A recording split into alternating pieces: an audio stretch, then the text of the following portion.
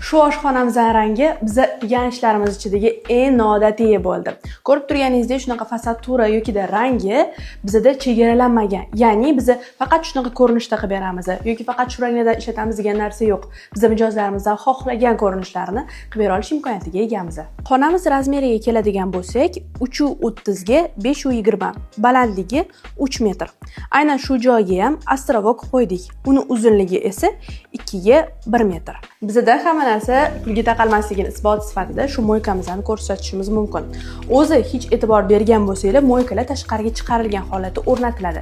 Lekin biz mijozimizning qulayliklarini o'ylagan holda, deylik, mana shu stolishnisaga ortiqcha suv yoki bir narsa tushadigan bo'lsa, uni sidirib moykaga tushirish oson bo'lishi uchun ham uni tagidan o'rnatdik.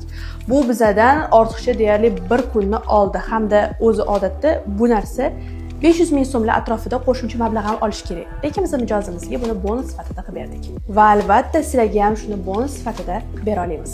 Bu esa bizning noodatiy ishlarimizdan obzor edi. Shunaqa obzorlarni yo'qotib qo'ymaslik uchun hoziroq bizga oldindan bo'ling.